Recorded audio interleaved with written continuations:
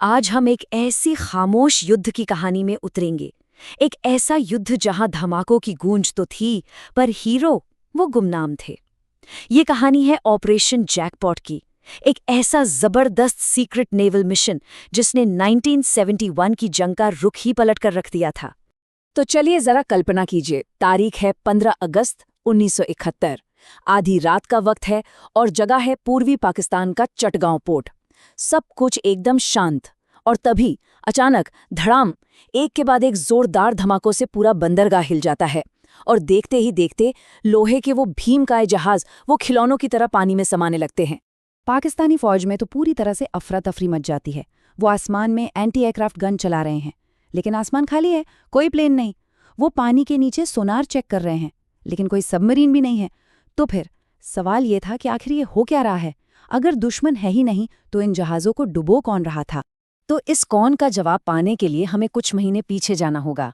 मार्च 1971 में ये वो वक्त था जब पाकिस्तानी सेना ने पूर्वी पाकिस्तान में ऑपरेशन सर्चलाइट शुरू किया। मतलब अपने ही लोगों पर एक भयानक जुल्म। और इस जुल्म से बचने के लिए लाखों लाख लोग भागकर भारत आ गए, जिससे भारत के सामने एक बहुत बड़ा मानवीय संकट खड़ा हो गया था। अब देखिए, दिक्कत ये थी कि भारत पर अंतर्राष्ट्रीय दबाव बहुत था। वो सीधा सीधा जंग शुरू नहीं कर सकता था। तो प्रधानमंत्री इंदिरा गांधी और जनरल मानेकशॉ ने एक बहुत ही स्मार्ट प्लान बनाया। प्लान ये था कि दुश्मन से आमने सामने लड़ने की बजाय उसकी कमर तोड़ दी जाए। मतलब पाकिस्तानी फौज तक जो रसद और हथियार पहुंच रहे थे, उनकी सप्लाई लाइन ही काट दी जाए। और इस प्लान का जो सबसे हटके, सबसे हैरान कर देने वाला हिस्सा था, वो ये था कि इस काम के लिए किसी प्रोफेशनल सोल्जर को नहीं चुना गया। नहीं, बल्कि उन आम बंगाली लोगों को चुना गया। स्टूडेंट्स, किसान, मछुआरे, जो अपना सब कुछ छोड़कर भारत आए थे। अब यही लोग बनने वाले थे एक सीक्रेट कमांडो फोर्स। देखिए, इन आम लोगों के पास एक ऐसा हथियार था जो किसी भी ट्रेनिंग से कहीं ज्यादा बड़ा था, और वो था उनके दिलों में जल रही बदले की आग। और इसी बीच एक और कमाल की चीज हुई। फ्रांस में तैनात पाकिस्तानी नेवी के 8 बंगाली अफसरों ने बगावत कर दी और वो सीधे भारत आ गए। इन्हें द 8 सबमरीनर्स कहा गया, और इन्होंने ही इन आम नौजवानों को ट्रेनिंग देकर एक डेडली फोर्स में बदल दिया। अच्छा, तो इन कमांडोज का मेन हथियार क्या था? वो था लिम्पिड माइन। अब ये क्या चीज़ है? समझिए कि ये एक बहुत ही पावरफुल बॉम्ब था, जिसके पीछे एक जबरदस्त मैग्नेट यानी चुंबक लगा होता था। काम बस इतना था कि पानी के नीचे तैर कर जाओ और इसे जहाज की लोहे की बॉडी से चिपका दो। बस बाकी काम ये खुद कर देता था। एकदम एक साइलेंट किलर। अब ये काम सुनने में जितना आसान लगता है, उतना था नहीं। ये तो सीधे सीधे मौत को दावत देने जैसा था। सोचिए, रात के घुप अंधेरे में दुश्मन के जहाज के ठीक नीचे जाकर ये बम लगाना, फिर उसकी सेफ्टी पिन खींचना, और पिन खींचते ही टाइमर शुरू। और किसी को नहीं पता कि वो बम 30 मिनट में फटेगा या 2 घंटे में। बचने के लिए आपके पास बस थोड़ा सा ही वक्त होता था। तो कैंप प्लासी नाम की एक खुफिया जगह पर महीनों तक चली इस जानलेवा ट्रेनिंग के बाद करीब 400 कमांडो तैयार हुए। उन्हें छोटे छोटे ग्रुप्स में 4 मेन बंदरगाहों के पास भेज दिया गया: चटगांव, मोंगला, चांदपुर और नारायणगंज। अब ये सब वहां छिपकर बस एक सिग्नल का इंतजार कर रहे थे। एक ऐसा सिग्नल जिसे दुश्मन कभी डिकोड ही ना कर पाए। और सिग्नल देने का जो तरीका था, वो तो मतलब कमाल ही था। कोई सोच भी नहीं सकता। ऑल इंडिया रेडियो पर 2 बंगाली गाने चलाए गए।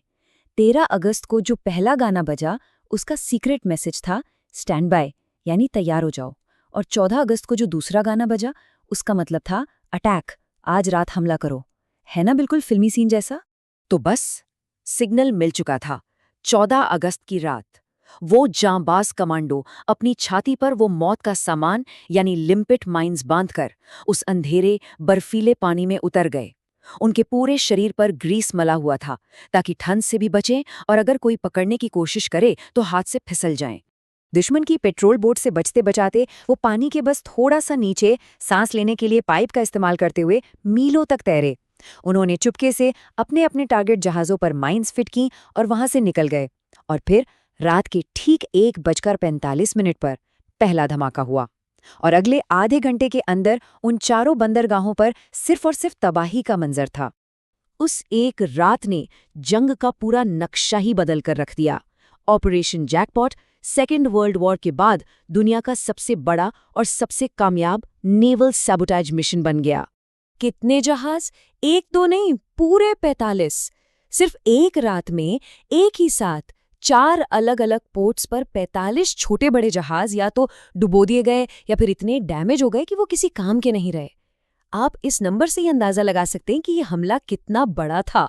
और बात सिर्फ जहाजों की नहीं थी।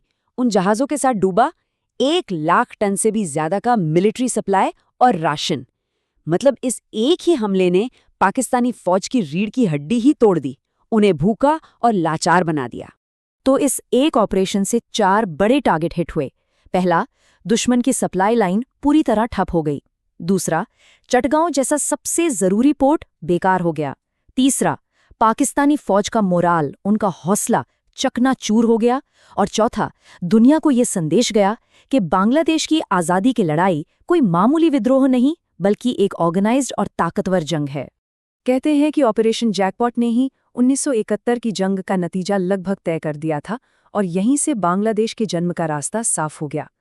और ये कहानी हमें ये सोचने पर मजबूर करती है कि इतिहास के पन्नों में ऐसे और कितने गुमनाम हीरो होंगे जिनकी बहादुरी की दास्तान हम तक कभी पहुंची ही नहीं।